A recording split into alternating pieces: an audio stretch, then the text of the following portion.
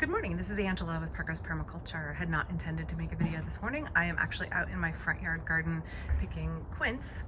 This is Cydonia oblonga, the true quince, as opposed to Caenomyles japonica, the Japanese flowering quince. Not closely related, but they have fruit that look really similar. We're having some chicken drama. We adopted a chicken from our next door neighbor who got it from a friend. It didn't integrate well with their flock. And so we are trying to get her situated with our flock, and Dave is picking on her.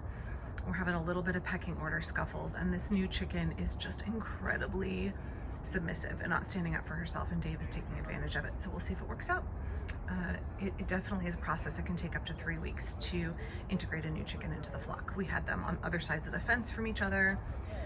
Then we put her in with the ducks, and now we're starting to introduce her to the chickens.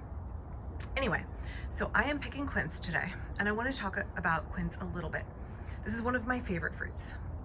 It can produce prolifically, and I mean like 4 times the amount of fruit that an apple tree of the same size can produce.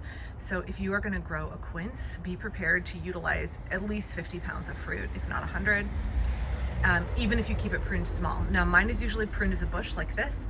Last year some of the pruning got away from me, and so I let these long sprouts stay, and it didn't look beautiful, but the reason for that is because quince are tip bearers. So you can see here, they grow on the end of last year's wood. So this is wood that grew last year. Turn here a little bit so you can see. So this is wood that grew last year. They grow on the end of, okay, try that again. So without knocking things off, let's do it from this side. You can see that quince are tip bearers. So let me show you what that looks like. This is last year's wood. It flowered and fruited. This is this year's wood. It will flower and fruit next year. If you wait too late to prune your quince and you prune off all of that new wood from this year, you won't get any fruit next year. And so that's why I let all of these long bits stay so that I could get all of this fruit. I've picked over half of it, so there's not nearly as much left as there was. Sorry, my neighbors are doing some work. Just wait a second here. So quince is an extremely aromatic fruit. Nothing smells as beautiful as a bowl of quince on your counter in the kitchen. Just perfumes the entire kitchen. I would grow it for the fragrance alone, but it also has lovely flowers in the spring. You can check out some of my videos about quince in bloom. And again, produces heavy crops of these fruit, which are reminiscent of a pear or an apple, about the same size, but very, very hard. Quince are not meant to be eaten raw. I know folks say they will eat them raw, but it tastes like eating a lemon, a very, very hard, crunchy lemon. But when you cook them, they turn a beautiful pink color, all of this kind of floral, spicy under layers that are there in the fruit when you smell it, come out in the flavor when you cook it.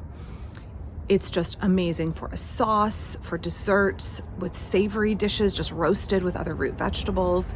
Super, super good fruit. Very underappreciated in American cuisine. Now quince, despite being very hard, is not a keeper crop. Does not last that long.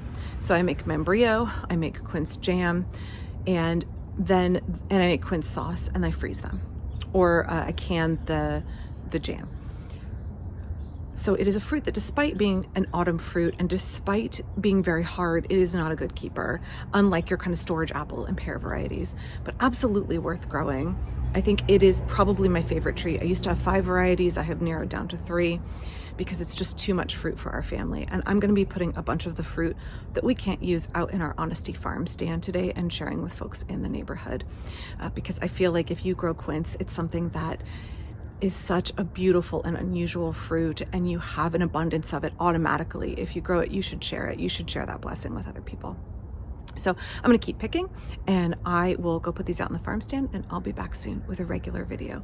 Please don't forget to click like and subscribe, and please let me know what your favorite autumn fruit is down in the comments. Bye-bye.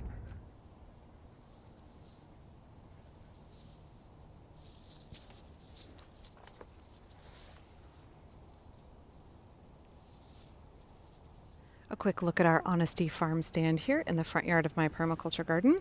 It is mid-October. This farm stand was made by my husband, my eldest child, and I out of 100% free stuff. So shingles that were by the side of the road, yes, they haven't been trimmed, I don't care. Pallets, and then other free scrounged wood, and leftover paint from painting our house. So the cost for this was literally just screws and nails. Inside the farm stand, Ruth painted this, by the way. We really like gnomes and toadstools, so that was the theme.